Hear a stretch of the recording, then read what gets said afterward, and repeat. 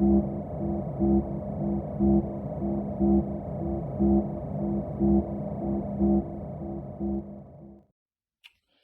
I'm back. I've been trying to figure out how I'm going to do the gun rails or spokes, whatever you want to call them. So as you know, I'm doing the Imperials. So we've got 3 stocks, as I've got 3 of them that are being made. All roughly, not 100%, because this is scrap metal that I've used from an old gazebo. Mine are about 500mm, yeah, 500mm long, so you know, if you're going from the plans, that gives it enough room for where the stocks are going, for the ball joint, and then enough for the holding on the part. So that's them.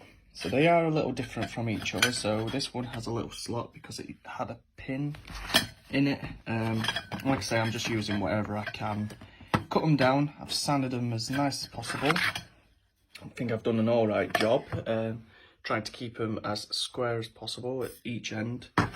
Yes, my hands are dirty, but that's due to metal. And this is the jig so far. It's not perfect at all, but it's a lot better than what I've done in the past.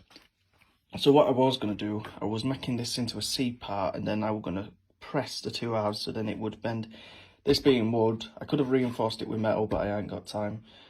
This being wood, it just wanted to sort of, I don't know, because it's plywood as well. Now, if it was solid wood, it probably wouldn't have done that. But I think I found a solution. So I've created this, the 3mm wide gap. And this is from, these spokes are from them old, you see them about in the UK quite a lot. When you put your clothes out, they like fold up. These are rails off them. So I've done this. I can get a lot of detail with this. About 25mm down, I think. They're not going to be dead on. I mean, for what it is, you know, the guns are very delicate. I've got a method of what I'm going to do.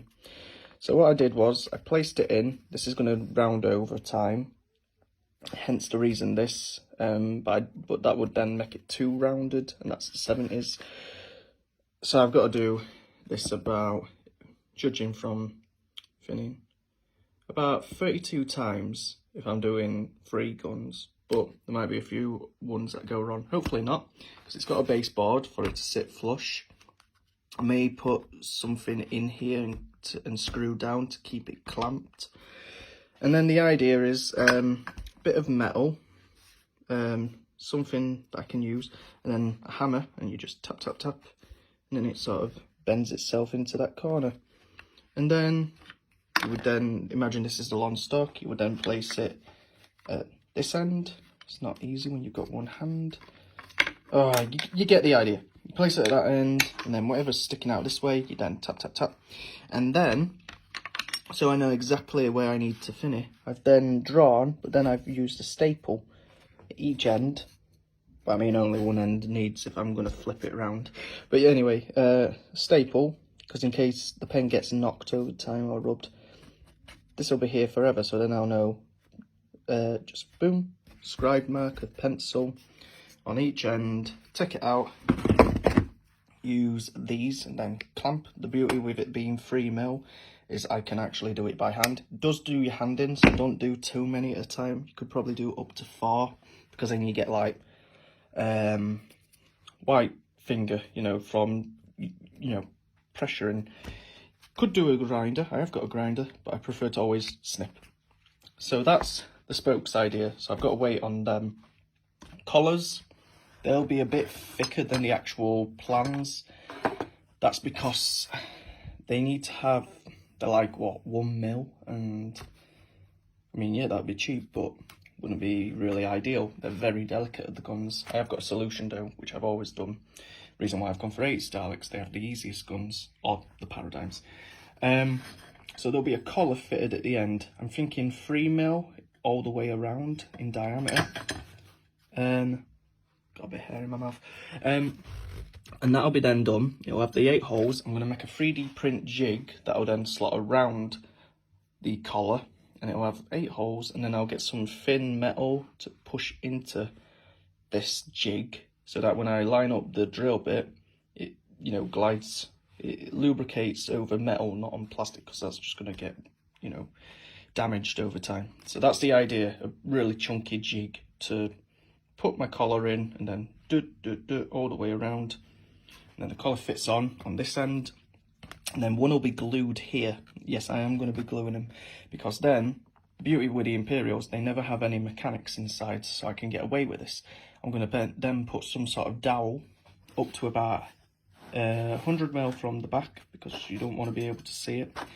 This gives extra support on the inside, so when I drill on this collar, I actually drill through the tube itself and then epoxy the rods so that they are actually held and fused in the tube itself.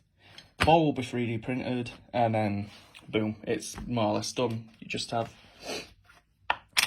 your then spokes would be then placed on. As you can see, it just takes shape if you imagine. So yeah, it's then finding the metal thickness that'll fit around these, I think they're 25mm tubes, that'll fit around these tubes, make a 3D printed jig, get some really fine tubing metal for the drill bit to sort of slide nicely, and then a dowel. I'm thinking a brush handle may fit down these tubes. I've cleaned them as best I can. I've got some more stock over here as well, so in case if I do mess up, I've got one more and one more outside. But I do know I only want 3 Imperials. I mean, the garden at the minute, I have put a tarp up because it's going to start raining. One skirt is gone now. I've given a skirt away, and hopefully someone else is going to collect that one. I need space. And yeah, pretty much where I'm up to. Just a little brief update. So that is my jig on making the spokes for the Imperial guns.